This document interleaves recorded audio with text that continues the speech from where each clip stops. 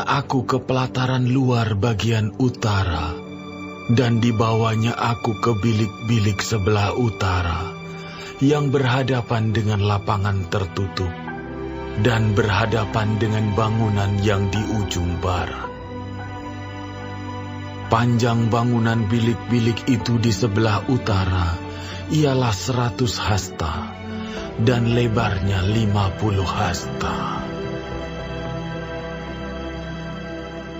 Berhadapan dengan yang 20 hasta dari pelataran dalam, dan berhadapan dengan lantai batu yang terdapat di pelataran luar, ada serambi yang berhadap-hadapan dan yang bertingkat 3. Di depan bilik-bilik itu ada gang menuju ke dalam yang lebarnya 10 hasta dan panjangnya 100 hasta. Dan pintu-pintu masuknya adalah di sebelah utara. Bilik-bilik di tingkat atas adalah lebih kecil dari bilik-bilik di tingkat bawah dan tingkat menengah dari bangunan itu. Oleh karena serambi-serambi itu memakan lebih banyak tempat dari bilik-bilik itu. Sebab bilik-bilik itu bertingkat 3 dan tidak mempunyai tiang-tiang seperti yang ada di pelataran luar. Itulah sebabnya bilik-bilik atas lebih kecil dari bilik-bilik bawah atau tengah. Di luar ada tembok yang sejajar dengan barisan bilik-bilik, berdekatan dengan pelataran luar dan terdapat di hadapan bilik-bilik.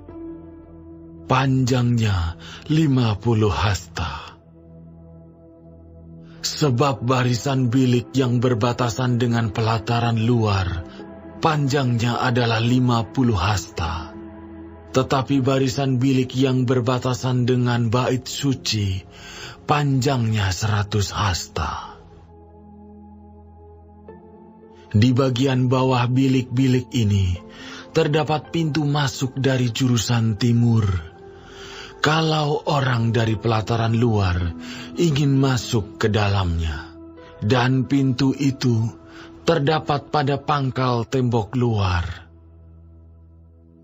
Di sebelah selatan, di hadapan lapangan tertutup itu, dan di hadapan bangunan yang di ujung barat, ada juga bilik-bilik, dan di depannya ada gang. Bilik-bilik ini serupa dengan bilik-bilik yang di sebelah utara. Panjangnya dan lebarnya, pintu-pintu keluar dan rancangannya, seperti pintu-pintu masuk di sebelah utara. Begitulah pintu-pintu masuk bilik-bilik yang di sebelah selatan. Ada juga pintu pada pangkal jalan yang melintang di sisi tembok, yaitu pintu dari jurusan timur, kalau orang ingin masuk ke dalam bilik-bilik. Lalu ia berkata kepadaku, bilik-bilik yang di utara dan bilik-bilik yang di selatan, yang menghadap ke lapangan tertutup, itulah bilik-bilik kudus, di mana imam-imam yang mendekat kepada Tuhan memakan persembahan-persembahan Maha Kudus. Di sana mereka akan menaruh persembahan-persembahan Maha Kudus, korban sajian, korban penghapus dosa, dan korban penebus salah, sebab tempat itu kudus. Kalau para imam masuk ke tempat kudus, mereka tidak akan keluar ke pelataran luar sebelum mereka menanggalkan pakaian mereka di sana, yang dipakainya waktu menyelenggarakan kebaktian, sebab pakaian-pakaian itu adalah kudus. Mereka harus memakai pakaian yang lain, barulah mereka boleh datang ke tempat umat Tuhan. Sesudah ia selesai dengan mengukur seluruh bangunan dalam itu, ia mengiring aku menuju pintu gerbang yang menghadap ke sebelah timur, lalu mengukur sekeliling lingkungan bait suci itu. Ia mengukur sisi timur dengan tongkat pengukur 500 hasta menurut tongkat pengukur. Lalu ia berputar dan mengukur sisi utara 500 hasta menurut tongkat pengukur. Ia berputar lagi ke sisi selatan dan mengukurnya 500 hasta menurut tongkat pengukur.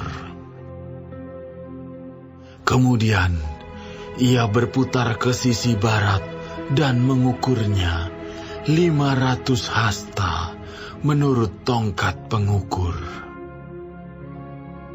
Keempat sisinya diukur.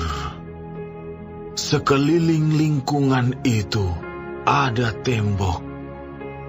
Panjangnya 500 hasta dan lebarnya 500 hasta untuk memisahkan yang kudus dari yang tidak kudus.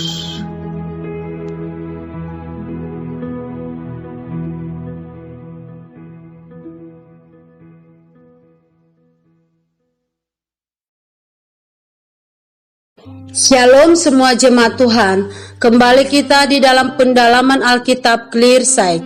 Sekarang kita sudah memasuki kitab Yehezkiel 42. Tuhan Yesus memberkati.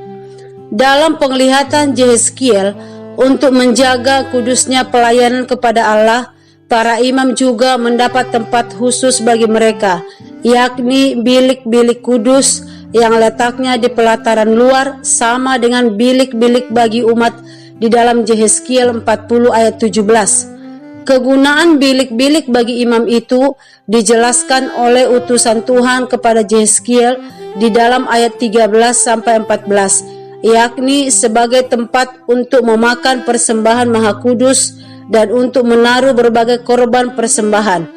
Di dalam bilik ini pula pakaian keimaman harus ditanggalkan sebelum seorang imam keluar menuju pelataran tempat umat. Pengaturan ini untuk mengingatkan para imam agar memelihara kesucian wilayah kudus dari bait suci bersama-sama dengan umat di dalam ayat 15-20. Kembali menekankan kesempurnaan Allah melalui ukuran tembok bagian luar berbentuk kubus yang mengelilingi bait suci 500 kali 500 hasta. Tembok itu berfungsi sebagai pemisah antara yang kudus dengan yang tidak kudus di dalam ayat 20. Keseluruhan penglihatan akan bait suci beserta ukuran-ukurannya memang dimaksudkan untuk suatu pembaharuan yang dirancang oleh Allah bagi umat Israel. Allah hendak memurnikan kembali umat yang telah cemar oleh dosa. Murnian itu dimulai dari tempat kediamannya, karena disitulah semua orang dapat datang menghadap kepada Tuhan, apakah itu umat maupun imam. Apakah yang harus dilakukan oleh seorang pelayan Tuhan sebelum ia melakukan pelayanannya? Apakah itu sebagai pendeta, pengajar, penatua, diaken, pemain musik, administrator, koster, atau anggota jemaat? Kita harus mempersiapkan diri lebih dulu. Jadi sesederhana apapun pelayanan yang dipercayakan kepada kita, kita tidak boleh malas mempersiapkannya. Kita harus mempersiapkan dengan baik, mempersiapkan diri kita sebelum datang kepada Tuhan. Amin. Tuhan Yesus memberkati.